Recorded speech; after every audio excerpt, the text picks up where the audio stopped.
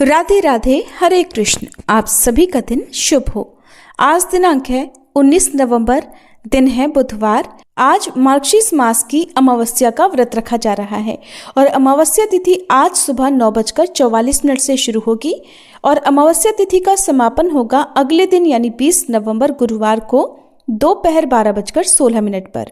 और आज बुधवार के दिन ब्रह्म मुहूर्त सुबह 5:11 से 5:59 तक रहेगा। सूर्योदय होगा सुबह 6:47 पर, सूर्यास्त होगा शाम 5:37 पर। और आज स्वाति नक्षत्र सुबह 7:59 तक रहेगा। बाद में विशाखा नक्षत्र प्रारंभ हो जाएगा। सौभाग्य योग सुबह 9:01 तक रहेगा। बाद में शोभन योग प्रारंभ हो जाएगा और राहु काल दोपहर 12 से 1:30 बजे तक रहेगा। आज के इस वीडियो में आप सुनेंगे मार्गशीर्ष मास महात्म्य का 14वां अध्याय।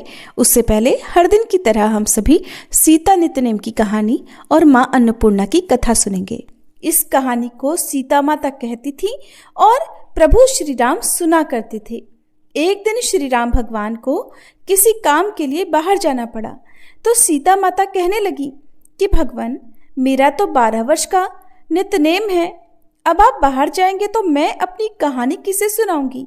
तब श्री राम ने कहा कि सीते, आप कुएं की पाल पर जाकर बैठ जाना और वहां पर जो भी औरतें पानी भरने आएंगी उन्हें अपनी कहानी सुना दिया करना। सीता माता कुएं की पाल पर जाकर बैठ गई। तभी एक स्त्री आई। उसने रेशम की जरी की साड़ी पहन रखी थी और सोने का घड़ा ले रखा था। सीता माता उसे देखकर कहने लगी, बहन, मेरा 12 वर्ष का नित्यनेम सुन लो। पर वह स्त्री बोली कि मैं तुम्हारा नित्यनेम सुनूंगी तो मुझे तो घर जाने में देर हो जाएगी और मेरी सास मुझसे झगड़ा करेगी। इसलिए उसने कहानी नहीं सुनी और अपने घर चली गई। लेकिन उसके घर जाते ही उसकी रेशम जरी की साड़ी फट गई। सोने का घड़ा मिट्टी के घड़े में बदल गया। सासू ने देखा तो पूछा, अरे बहू, ये किसका दोष अपने सिर लेकर आ गई है। बहू बोली, माँ जी, कुएं पर एक औरत बैठी थी। उसने अपनी कहानी सुनने के लिए कहा, लेकिन मैंने नहीं सुनी। शायद उसी का ये फल मुझे मिला है। बहू की बात सुनकर अगले दिन वही साड़ी और वही घड़ा लेकर सास कुएं की पाल पर गई। सास को वहीं पर सीता माता बैठी मिली तो माता सीता ने कहा, बहन, मेरी कहानी सुन लीजिए। सासू बोली, एक बार छोड़, मैं तो 4 बार कहानी सुन लूंगी। तब सीता माता बोली, राम आए लक्ष्मण आए, देश के पुजारी आए, नित नेम का नेम लाए, आओ राम बैठो राम, तपी रसोई जीमो राम, माखन मिश्री खाओ राम, दूध पताशा पियो राम, सूत के पलका मोठो राम, शाल दुशाला पोठो राम, शाल दुशाला ओढ़ो राम, जब बोलूं राम ही राम, राम सवारे सबके काम, खाली घर भंडार भरेंगे, सबका बेड़ा पार करेंगे, श्री राम जय जय राम। सासू बोली, बहन, कहानी तो बहुत अच्छी लगी। फिर कहानी सुनकर सासू घर चली गई और उसकी साड़ी फिर से रेशम जरी की बन गई। मिट्टी का घड़ा भी फिर वापस से सोने के घड़े में बदल गया। बहू ने देखा तो कहने लगी, सासू माँ, आपने ये सब कैसे किया। सासू बोली, बहू, तू दोष लगाकर आई थी और मैं अब दोष उतार कर आ रही हूँ। बहू ने पूछा कि माँ जी, वह कुएं वाली स्त्री कौन है। सासू ने बताया कि वह तो सीता माता थी। वो पुराने से नया कर देती हैं, खाली घर में भंडार भर देती हैं। वह लक्ष्मी जी का वास घर में कर देती हैं और मनुष्य की जो भी इच्छा हो उसे पूर्ण कर देती हैं। बहू बोली, माँ जी, फिर तो ऐसी कहानी मुझे भी सुना दो। सास बोली कि ठीक है, तुम भी सुनो। फिर सास ने कहानी शुरू की। राम आए लक्ष्मण आए, देश के पुजारी आए, नित नेम का नेम लाए, आओ राम बैठो राम, तपी रसोई जीमो राम, माखन मिश्री खाओ राम, दूध बताशा पियो राम, सूत के पलका मोठो राम, शाल दुशाला पोठो राम, शाल दुशाला ओढ़ो राम, जब बोलूं राम ही राम, राम सवारे सबके काम, खाली घर भंडार भरेंगे, सबका बेड़ा पार करेंगे, बोलो श्री राम जय जय राम। कहानी सुनकर बहू बोली, माँ जी, कहानी तो बहुत अच्छी है। सासू ने कहा, ठीक है, अब से हम इस कहानी को रोज किया करेंगे। अब सास बहू रोज सवेरे उठती, नहाती धोती और पूजा करने के बाद नित्य नेम की सीता माता की कहानी कहती। एक दिन की बात है, उनके यहाँ पड़ोस की एक औरत आई और बोली कि बहन जरा सी आँच तो देना। तो बहू बोली कि आँच तो अभी हमने जलाई ही नहीं। पड़ोसन बोली, तो फिर तुम सुबह 4 बजे से उठकर क्या कर रही हो? तो उन्होंने कहा कि हम तो सुबह सुबह उठकर पूजा करते हैं, फिर सीता माता की नित्य नेम की कहानी कहते हैं। पड़ोसन ने उनकी बात सुनकर फिर कहा कि सीता माता की कहानी कहने से तुम्हें क्या मिला? तब वे दोनों बोली कि सीता माता की कहानी कहने से घर में भंडार भर जाते हैं, सारे काम पूर्ण हो जाते हैं, मन की इच्छा भी पूरी होती है। पड़ोसन ने कहा, बहन अगर ऐसा है तब तो फिर मुझे भी कहानी सुना दो। तब बहू बोली कि ठीक है, तुम भी ये कहानी सुन लो। राम आए लक्ष्मण आए, देश के पुजारी आए, नित नेम का नेम लाए। आओ राम बैठो राम, तपी रसोई जीमो राम, माखन मिश्री खाओ राम, दूध बताशा पियो राम, सूत के पलका मोठो राम, शाल दुशाला पोठो राम, शाल दुशाला ओढ़ो राम। जब बोलू राम ही राम, राम सवारे सबके काम, खाली घर भंडार भरेंगे, सबका बेड़ा पार करेंगे, श्री राम जय जय राम। पड़ोसन ने इस कहानी को सुना तो कहने लगी, बहन कहानी तो बहुत अच्छी लगी। अब वह पड़ोसन भी नित्यनेम सीता माता की कहानी कहने लगी। कहानी कहने से सीता माता ने पड़ोसन के भी धन के भंडार भर दिए। देखते ही देखते अब तो पूरे मोहल्ले में नित्यनेम की कथा चल पड़ी और हर किसी की मनोकामना पूर्ण होने लगी। हे सीता माता, जैसे आपने उन सभी के भंडार भरे, वैसे ही हमारे भी भरना। कहानी कहने वाले, सुनने वाले और हुंकार भरने वाले सबके भरना। सभी प्रेम से बोलिए, सीता मैया की जय। माँ अन्नपूर्णा व्रत की कथा के अनुसार प्राचीन समय की बात है। काशी निवासी धनंजय की पत्नी का नाम सुलक्षणा था। उसे अन्य सभी सुख प्राप्त थे, केवल निर्धनता ही उनके दुख का एकमात्र कारण थी और यही दुख उसे हर समय सताता था। एक दिन सुलक्षणा अपने पति से बोली, स्वामी आप कुछ उद्यम करो तो काम चले, इस प्रकार कब तक काम चलेगा?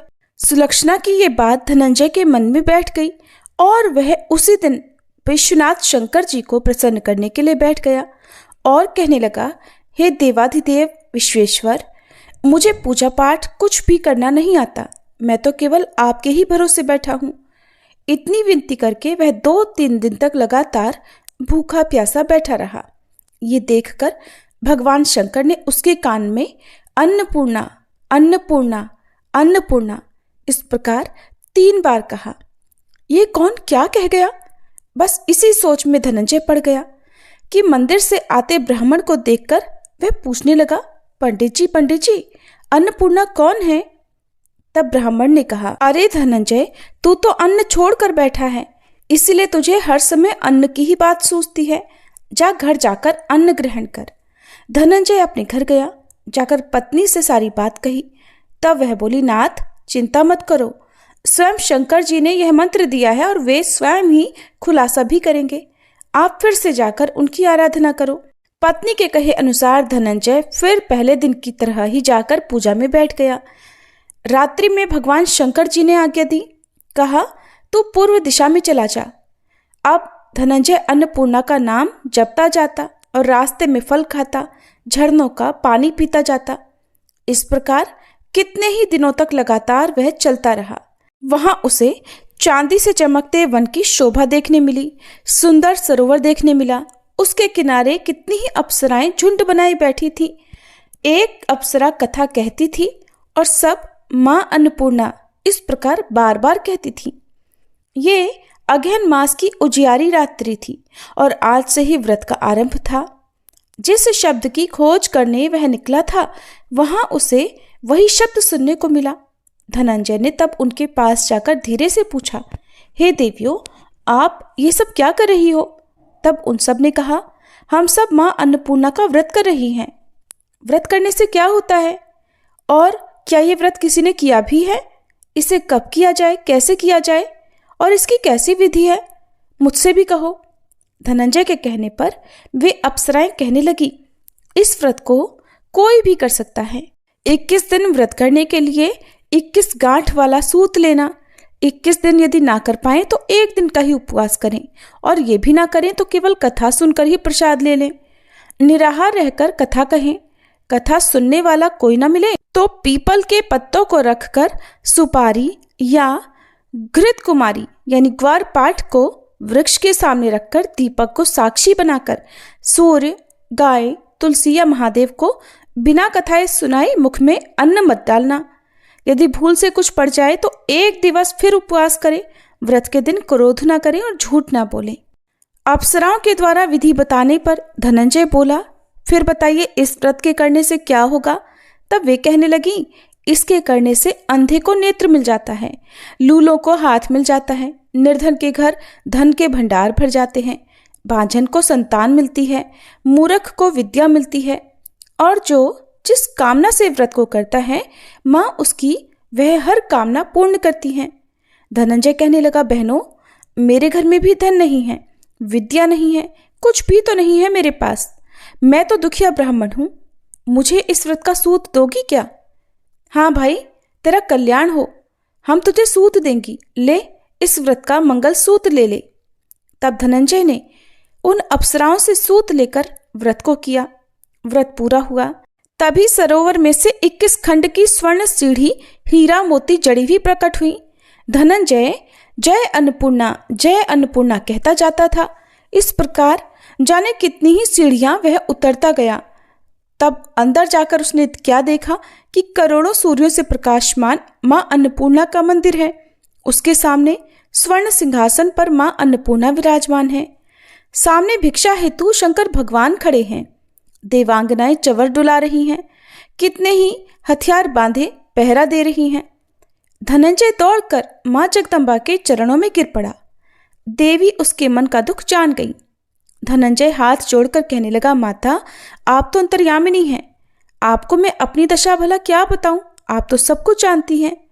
तब माता बोली, तुमने मेरा व्रत किया है, जा संसार तुम्हारा सत्कार करेगा। माता ने धनंजय के जिह्वा पर बीज मंत्र लिख दिया। अब तो उसके रोम रोम में विद्या प्रकट हो गई। इतने में क्या देखता है कि वह काशी विश्वनाथ के मंदिर में खड़ा है। मां का वरदान लेकर धनंजय घर आया। अपनी पत्नी सुलक्षणा से सारी बात कही। माता जी की कृपा से उसके घर में धन संपत्ति उमड़ने लगी।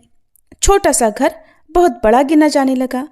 जैसे शहद के छत्ते में मक्खियां जमा हो जाती हैं, उसी प्रकार अनेक सगे संबंधी आकर उसकी पढ़ाई करने लगे। कहने लगे, इतना धन और इतना बड़ा घर, सुंदर संतान नहीं है तो फिर इस कमाई को कौन भोगेगा?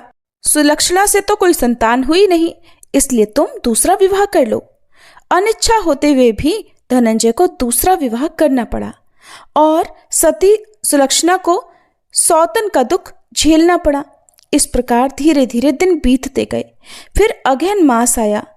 नए बंधन से बंधे पति से सुलक्षणा ने कहलवाया कि इस व्रत के प्रभाव से ही हम सुखी हुए हैं, इस कारण यह व्रत छोड़ना नहीं चाहिए। ये माता जी का प्रताप है जो हम इतने संपन्न और सुखी हुए हैं। सुलक्षणा की बात सुनकर धनंजय उसके यहाँ आया और व्रत में बैठ गया। नई बहू को इस व्रत के बारे में कुछ भी पता नहीं थी। वो तो धनंजय के वापस घर लौटने की राह देख रही थी। दिन बीतते गए और व्रत पूर्ण होने में केवल 3 दिन बाकी थे कि तभी नई बहू को खबर मिल गई। उसके मन में ईर्ष्या की ज्वाला दहक रही थी। वह सुलक्षणा के घर आ धमकी और उसने वहां भगदड़ मचा दी और वह मारे क्रोध के धनंजय को अपने साथ लिवा ले गई।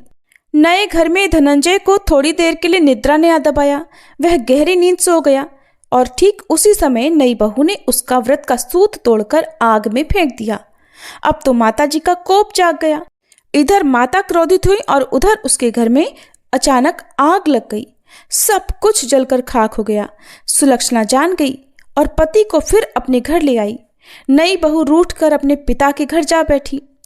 पति को परमेश्वर मानने वाली सुलक्षणा बोली, नाथ, घबराना नहीं, माता जी की कृपा अलौकिक है। पुत्र कुपुत्र हो जाता है पर माता कभी कुमाता नहीं होती, इसलिए आप श्रद्धा और भक्ति से आराधना शुरू करो, वे हमारा कल्याण जरूर करेंगी। धनंजय फिर माता के पीछे पड़ गया। फिर वही सरोवर सीढ़ी प्रकट हुई और उसमें वह मां अन्नपूर्णा कहकर उतर गया। वहां जाकर माता के चरणों में करुण क्रंदन करने लगा, विलाप करने लगा। माता प्रसन्न होकर बोली, ये मेरी स्वर्ण की मूर्ति ले, उसकी पूजा करना तो फिर सुखी हो जाएगा। जा, तुझे मेरा आशीर्वाद है। तेरी पत्नी सुलक्षणा ने श्रद्धा से मेरा व्रत किया है, उसे मैंने पुत्र का वरदान दिया है।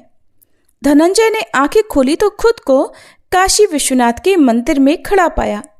वहां से फिर उसी प्रकार वह घर को आया। इधर सुलक्षणा गर्भवती हुई और 9 महीने पूरे होते ही उसके यहाँ पुत्र का जन्म हुआ। गांव में आश्चर्य की लहर दौड़ पड़ी। अब तो गांव में जिसकी कोई भी कामना होती वही मनौती मांगने लगता और इस तरह सभी लोगों की मनोकामनाएं पूर्ण होने लगी। इस तरह उसी गांव के निसंतान सेठ के पुत्र होने पर उसने माता अन्नपूर्णा का मंदिर बनवा दिया। उसमें माता जी धूमधाम से पधारी, यज्ञ हुआ और धनंजय को मंदिर के आचार्य का पद दे दिया गया। जीविका के लिए मंदिर की दक्षिणा और रहने के लिए बड़ा सुंदर सा भवन भी दिया गया। धनंजय पत्नी और पुत्र सहित वहां सुख से रहने लगा। माता जी के चढ़ावे में भरपूर आमदनी होने लगी। उधर नई बहू के पिता के घर डाका पड़ गया, सब कुछ लुट गया और वे भीख मांगकर अपना पेट भरने लगे। सुलक्षणा ने जब यह सुना तो उन्हें बुलावा भेजा और उनके आने पर उन्हें अलग घर में रख लिया और उनके अन्न वस्त्र का प्रबंध भी कर दिया। धनंजय, सुलक्षणा और उसका पुत्र माता जी की कृपा से आनंद से रहने लगे। माता जी ने जैसे उनके भंडार भरे वैसे सबके भंडार भरे। सभी प्रेम से बोलिए, अन्नपूर्णा माता की जय। अब सुनिए आज का महात्म्य। राजा भनंदन ने कहा, हे ब्रजेश्वर, संबंध तो विधाता के वश की बात है, वह मेरे द्वारा साध्य नहीं है। ब्रह्मा जी ही संबंध करने वाले हैं, मैं तो केवल जन्मदाता हूं। कौन किसकी पत्नी या कन्या है और कौन किसका साधन संपन्न पति है, इसे तो विधाता के सिवा और कौन जानता है। अगर विधाता ने मेरी पुत्री को ही वृषभानु की पत्नी होने की बात लिखी है तो वो तो पहले से ही उनकी पत्नी है। मैं फिर कौन हूं जो उसमें बाधा डाल सकूं, और दूसरा भी कौन उस संबंध का निवारण कर सकता है। नारद ऐसा कहकर राजेंद्र भनंदन ने विनय से सिर झुकाया, नंद राय जी को आदरपूर्वक मिष्ठान भोजन कराया। फिर राजा की अनुमति लेकर ब्रजराज ब्रज को लौट गए।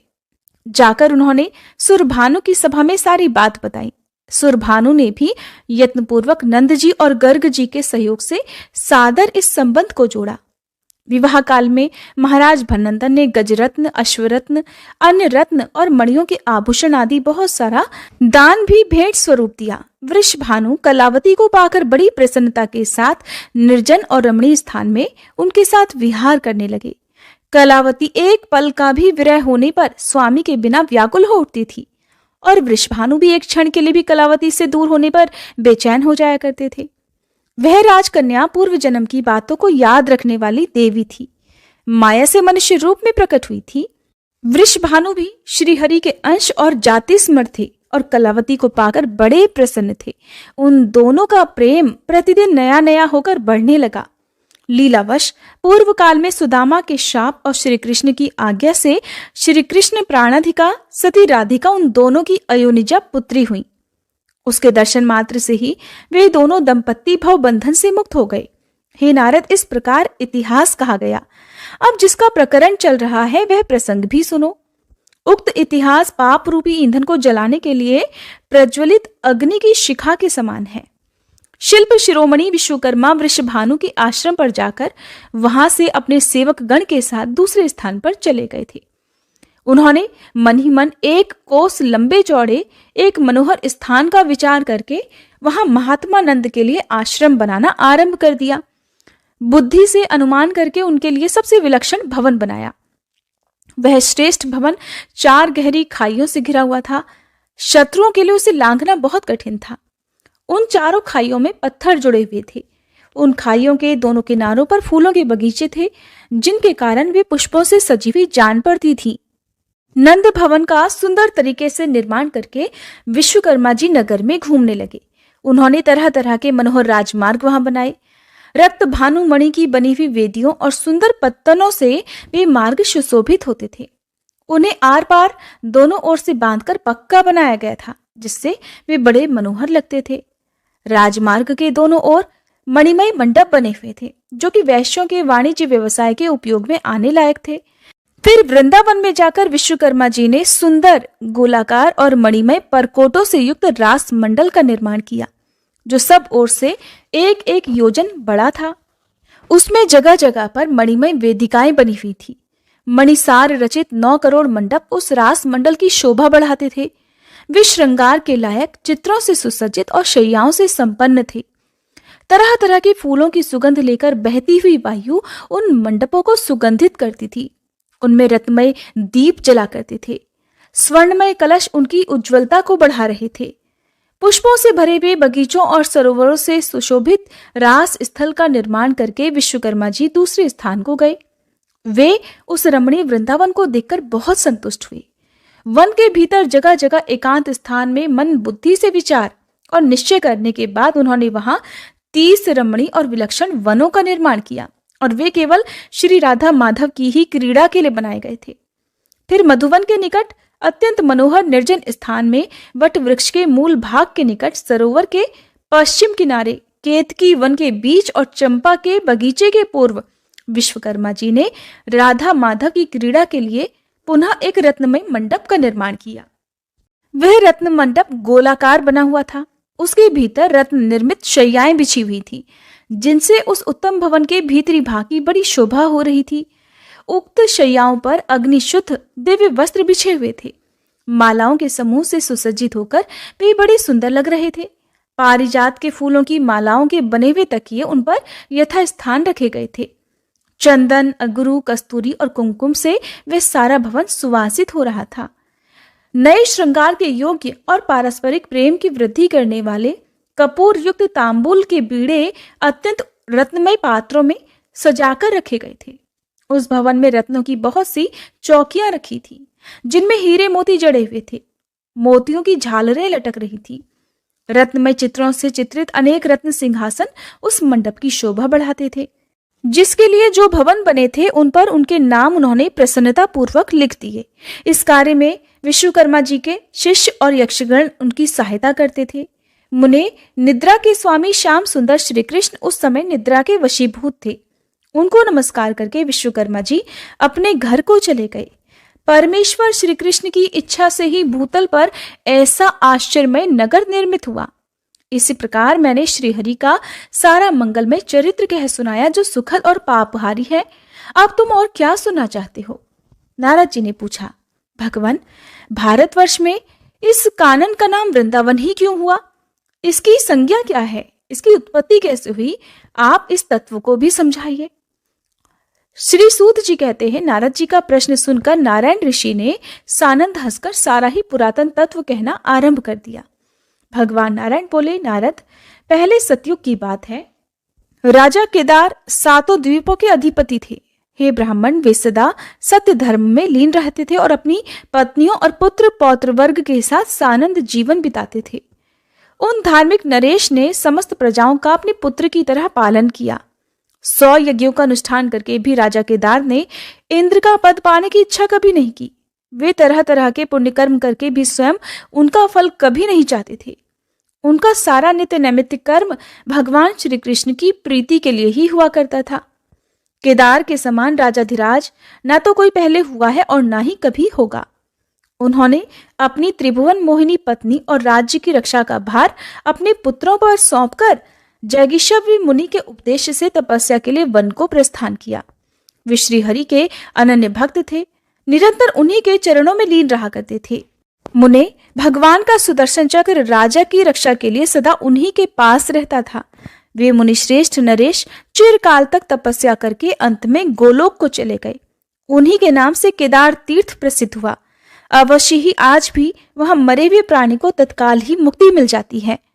उनकी कन्या का नाम वृंदा था, जो लक्ष्मी जी की अंश थी। उस कन्या ने योग शास्त्र में निपुण होने के कारण किसी को अपना पति नहीं बनाया। दुर्वासा जी ने उसे परम दुर्लभ श्री हरि का मंत्र दिया।